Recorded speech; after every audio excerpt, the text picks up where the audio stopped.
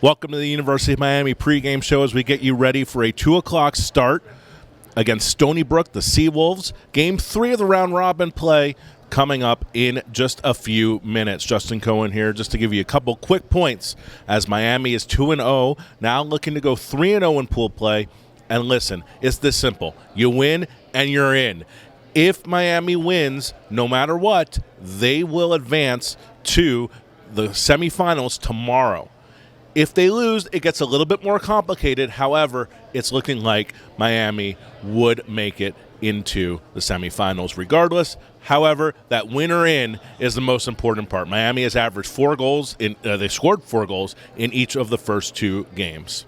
We have a very special guest joining us now for our pregame interview. Ethan Gainey took a few minutes with the commissioner of College Hockey South. All right, Ethan Gainey here with Kyle Knell, the commissioner of College Hockey South. So, Kyle, obviously this whole tournament's been huge for College Hockey South. We got our first winner in D1 with the Gamecocks. How does it feel to be running the show as hockey in the South is growing? Yeah, it's great. We were able to send 18 teams, which is awesome. So, it's huge finally getting one under our belt. We've sent quite a few teams each year, and we haven't quite had that moment where we had a winner. And so it was incredible to be able to have South Carolina win, not just for that program, but also to be the first D1 program to claim that within AAU college hockey. So there's still a lot of hockey to be played. We've got plenty of teams left in D2 and, of course, a few left in D3. So I'm hoping we can bring home 1, 2, and 3 this year. Yeah, that'd be nice. So just in general, talk to me about what it takes, what goes into college in the South. And, obviously a lot of these other conferences might have it a little easier with just the setup, where their rinks are, having more access. What goes into getting this done? Yeah, no, it's one, it's awesome seeing the growth that we've had because, when we started this conference back in 08, we only had 8 teams, and, now we're to the point where teams have 100-plus guys showing up at tryouts, and so now we've got programs that are going to have multiple teams or even 3 teams, and now women's teams. So, colleges, universities up north, hockey's a little bit more prevalent, and even with the schools that we have that have hockey and have been around for a long time, you still have people on campus who are like, oh, I didn't know there was a hockey team. And I'm sure every team, even in the north, runs into that as well sometimes. But yeah, it's a little bit of a disadvantage that we have. But no, I think it's a true testament to what the players and those off the ice are putting into the programs to see them continue to grow and have the success that they're having. So it's been really, really awesome to be able to see the growth, and I'm excited to see what's to come. We announced the D1 division last year, or beginning for this year, and then a women's division, and now we're growing the women's division, and we're pushing potentially 50 teams in the conference alone next year. So it's only up from here. That's awesome. What's been your favorite part as commissioner? Just games? Is it the behind the scenes stuff? What do you love the most about doing this? Yeah. So this is my second year as commissioner, and I grew up playing hockey, and so for me, having played, I played 4 years at Tennessee. I know what the players, coaches, staff have to put up with, right, on and off the ice, not just with the school, but also with the other players on the team.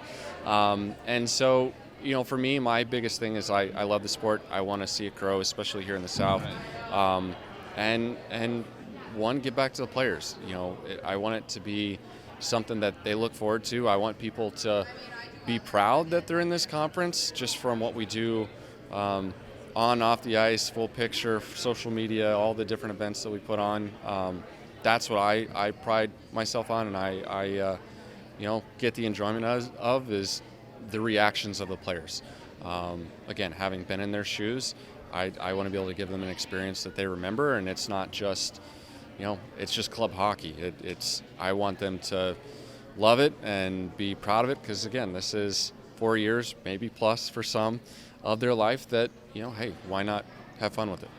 All right, and now I do have to ask finally, because we are the Miami YouTube channel. Sure. What have you seen from us this year, watching Miami? Obviously you were the one handing us the trophy at the conference championship. So what have you seen from the team Coach Tom Mello's standing right in front of us too.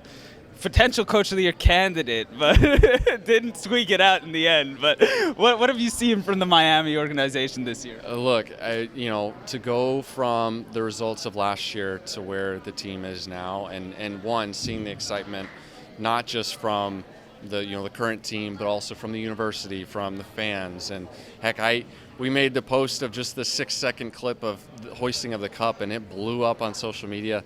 No, I think it's incredible. I think what Tom's been able to do, the dedication he has flying down basically every weekend is incredible. And obviously what you all are doing here, adding more elements to the program that, have been missing. And I'm super impressed. I'm proud that you all took home D3, and I'm hopeful that I'm able to help present another trophy here come Wednesday.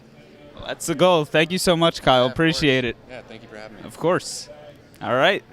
Back to you, Justin. Thanks, Ethan. This game is a big one, as Ethan said, as I brought up earlier. Very important game, probably the biggest game in University of Miami recent history. So a very important game coming up. And then, of course, semifinals tomorrow will be even bigger, assuming Miami does make it.